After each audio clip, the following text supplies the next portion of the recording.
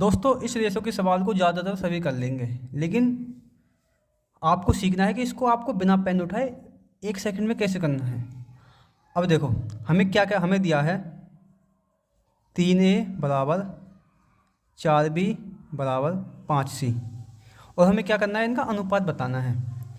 तो आपने देखा होगा जब आपको ऐसे इस प्रकार का सवाल दिया होता है तो आप कैसे करते हैं, तो आप क्या करते हैं, इन तीनों का एलसीएम लेते हैं। ठीक है, अब मेरा एलसीएम क्या आएगा, देखो 3 और 4 और 5 का मैं एलसीएम लूँगा तो मेरा क्या आएगा। अब देखो 3 और 4 और 5, क्योंकि 3 और 4 और 5 में कुछ भी कॉमन नहीं है तो इनका जो एलसीएम क्या आ जाएगा, वो इनका एलसीएम इनका गुणा ही इनका में जो गुणा है वो इनका एलसीएम हो जाएंगे।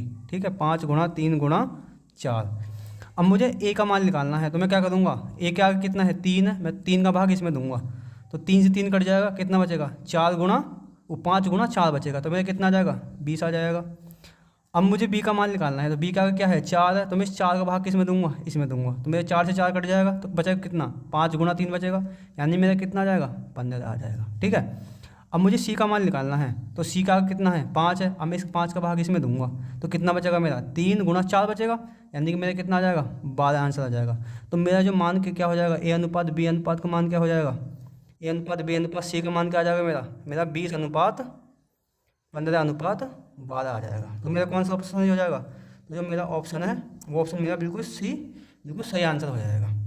अब इसको आपको सीखना है कि आपको 1 सेकंड में कैसे करना है इसको बिना पेन उठाए। अब देखो मुझे ए का मान निकालना है तो मैं क्या करूँगा, मैं इस ए को छिपा लूँगा, अब मेरा क्या बचेगा 4 और 5 बचेगा, तो मैं इनके क्या कर दूँगा, मैं आपस में गुणा कर दूँगा, कितना 4 गुणा 5 से गुणा करूँगा तो क्या आएगा मेरा 20 आ जाएगा, अनुपात लगा देंगे। अब मुझे बी का मान निकालना है तो मैं बी को छिपा लूँगा, अब बचेगा क्या मेरा 3 और 5 बचेगा, तो मैं इनकी गुणा कर दूँगा, 5 गुणा 3 कितना आ जाएगा मेरा 15 आ जाएगा अनुपात। अब मुझे सी का मान निकालना है तो बचेगा कितना मेरा 3 और 4 बचेगा, यानी कि मैं 3 और 4 की गुणा कर दूँगा तो कितना आ जाएगा 12 आ जाएगा। तो मेरा आंसर क्या आ जाएगा 20 अनुपात 15 अनुपात 12 हो जाएगा। तो चाहे तो आप इससे जाओ तब भी आपका आंसर सही आएगा, चाहे जो मैंने ट्रिक बताई है इसका यूज करो तब भी आंसर सही आ जाएगा।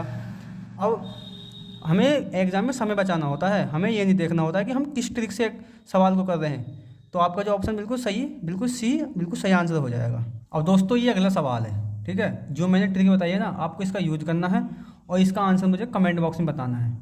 और दोस्तों यदि आप चैनल पर नए हैं तो चैनल को सब्सक्राइब कर लीजिए, क्योंकि हम इस प्रकार की जो मैथ की ट्रिक्स की वीडियो हम लाते रहते हैं।